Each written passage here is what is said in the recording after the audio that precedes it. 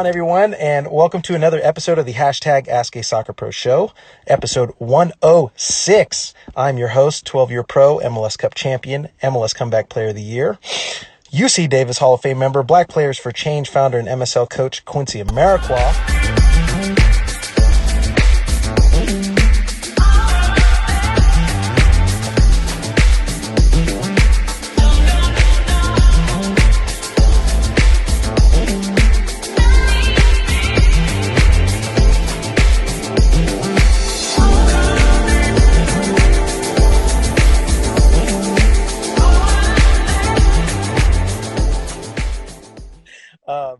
So the one that another question that had come in that I thought would be a really great transition from that question from Joe Jackson, which was an awesome one.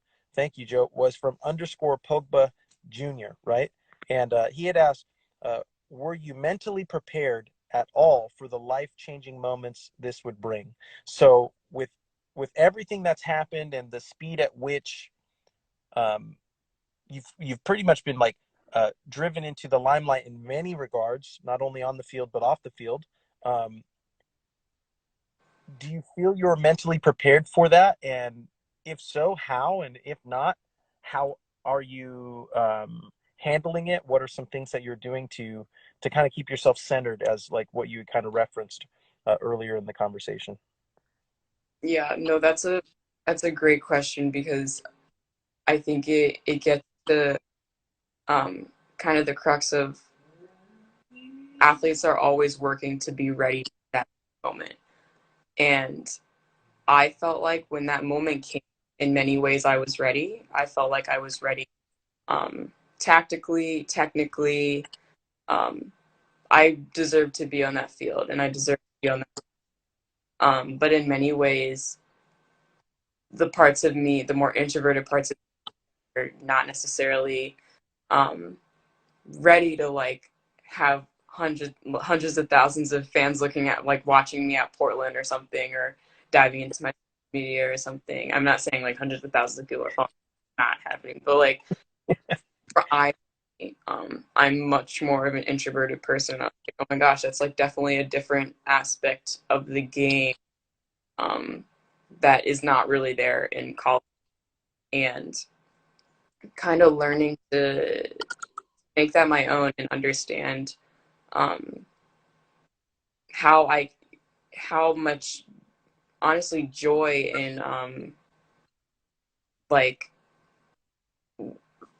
it's become such an important part of me, because the women's side especially, I feel like, is so much about the way for the next generation, and a lot of that is interacting with the next generation and kind of being a role model and connecting with people. It's so much community, and I'm so grateful for the NWSL and their fans and our fans, because they're such a supportive community, really want to lift us up. And I think I wasn't expecting that, because I'm just so used to seeing other especially male leagues, like the NFL or NBA, just seeing all the hate out there. I was that is not something that I'm ready for. That is not what I want to be a part of. Still very much now, I do not want to be thrown into Twitter storms or anything.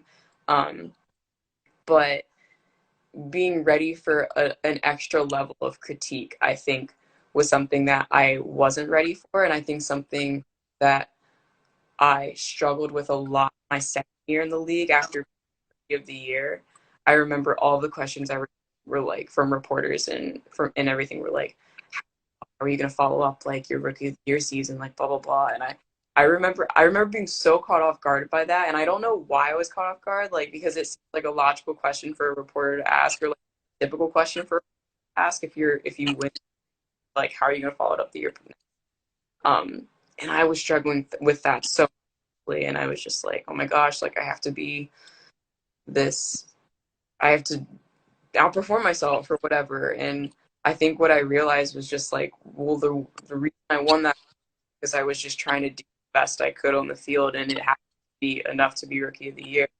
And at the end of the day, you're just trying to do your best to help your team win. That is maybe like the awards or the accolades, quote unquote, like come and go, and that's just something that you have to be okay with, because that's not the point of the game. The point of the game is to win and to grow as an individual and to kind of inspire the next generation. And I think those are all the things that have always been important to me, but it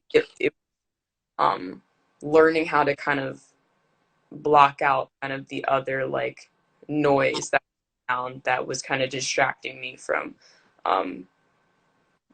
the pure joy of sport that I find in our fans and in just playing. So No, I love that. I love that because what we speak to here is, the truth is true whether you believe it or not. And if you're working on the right things and you're doing them with the right intentions for a long enough duration of time, accolades, awards, quote unquote success will result. Maybe not immediately, but eventually. definitely.